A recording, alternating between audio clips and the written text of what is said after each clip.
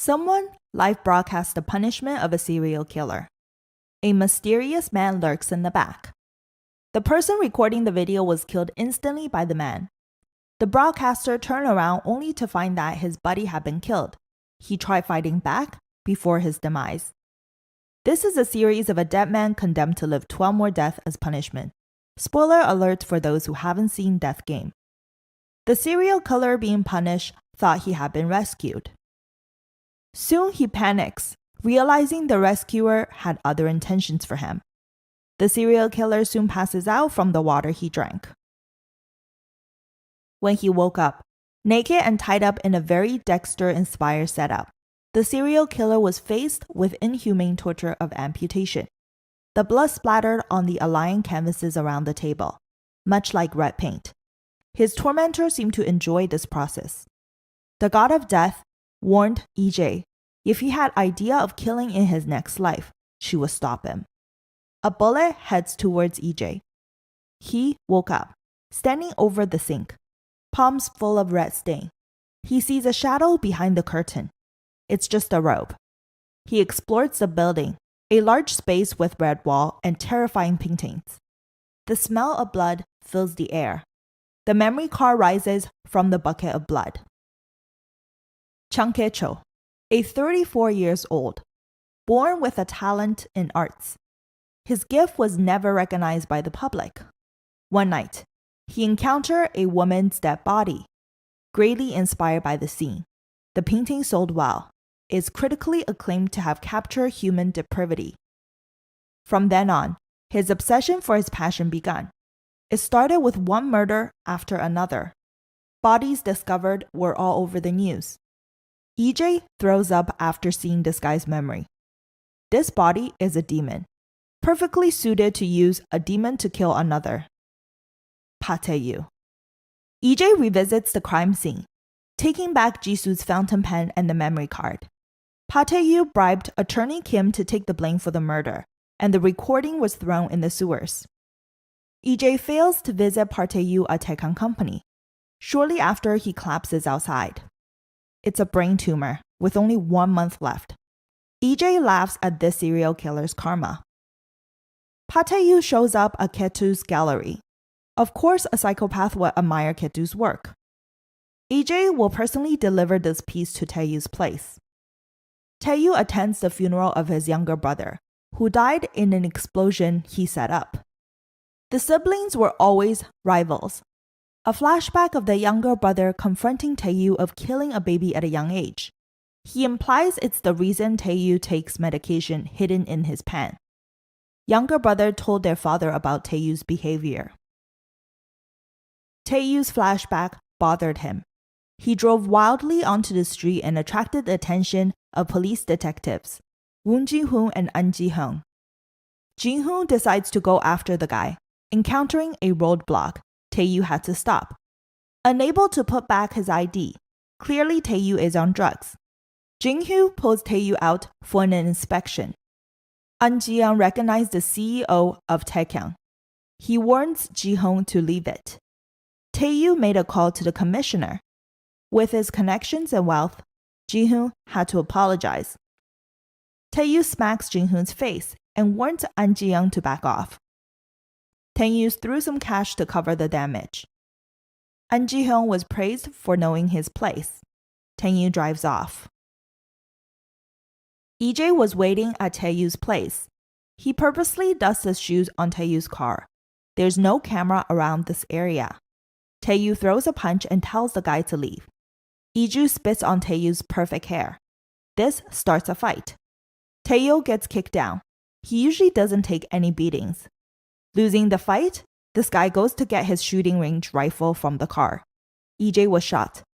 He suddenly wakes up and takes over Taeyu's car, circling the area to knock Taeyu down. EJ came prepared with a bulletproof vest. He got special plans for Taeyu tonight. They arrived at the painter's studio, where he killed 15 people before. He expressed his plans to chop up Taeyu into pieces. Due to illness, EJ collapses. EJ woke up tied up in his own setup. Taeyu recalls the first accidental killing 7 years ago. A man got ran over and begged him for help. Taeyu felt like a god at the moment. He enjoyed that feeling, a sensation he never felt again, even after more killings. With an electric saw, Taeyu wants his victims to beg for mercy. EJ refuses to do so. His legs were cut off. The sound of pain echoed throughout the room. EJ woke up trembling. The god of death mocked him for all his death experiences. Little did she know, this was EJ's intention.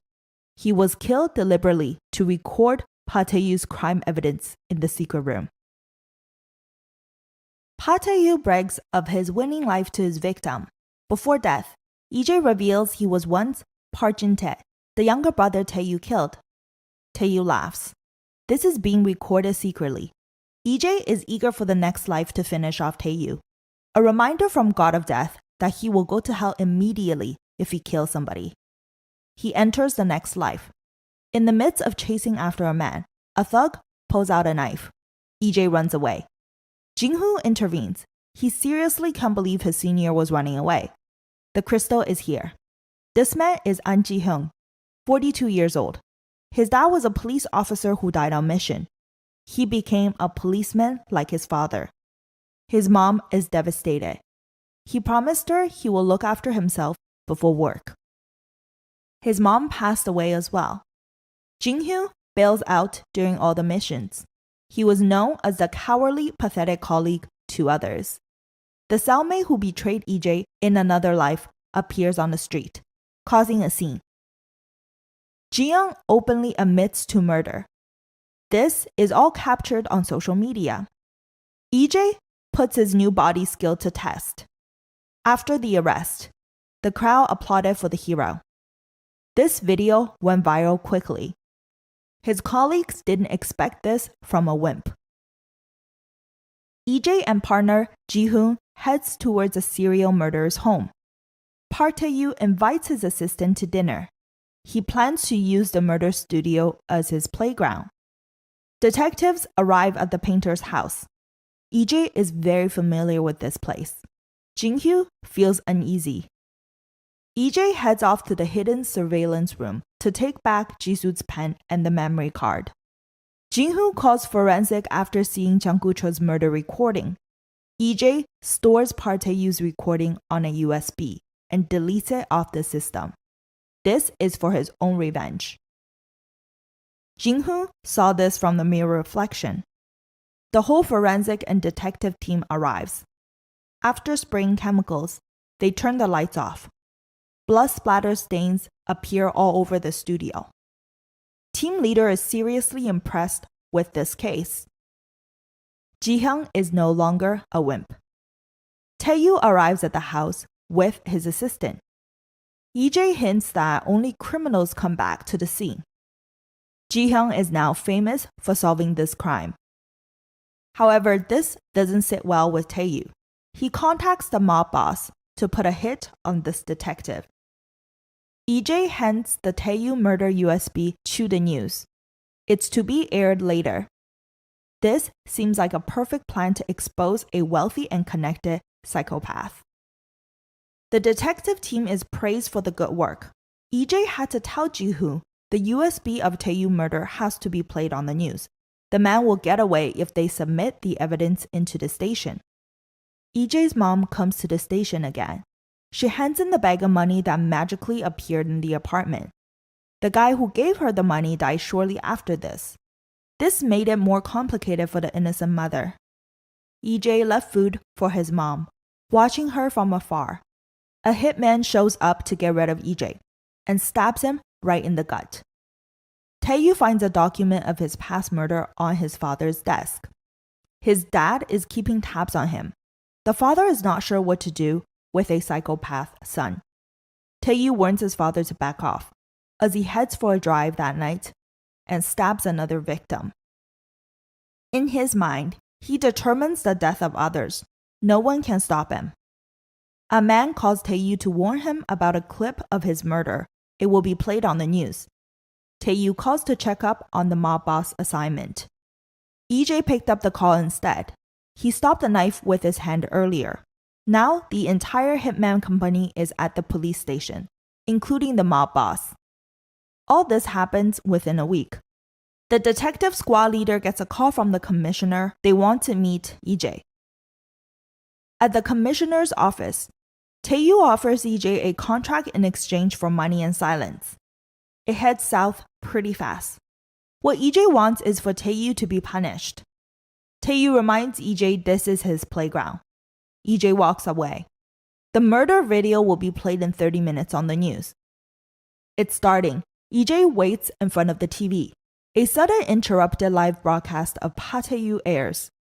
This guy confesses the killing of serial killer Chung Kae-cho. It's for self-defense and justice. Kill or to be killed were the only options.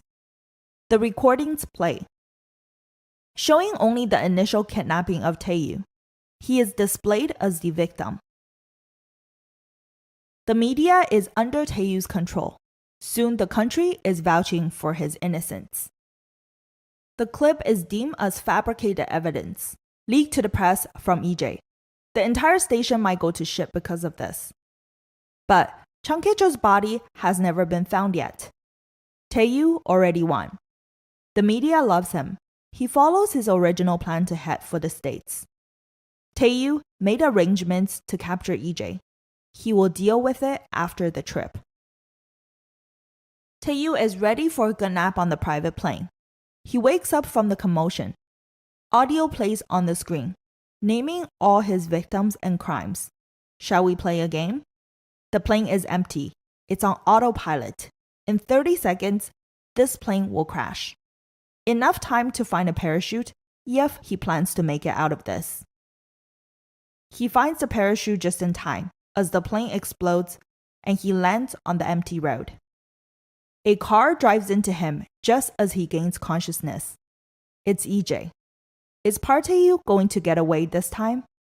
Let's find out in our upcoming content.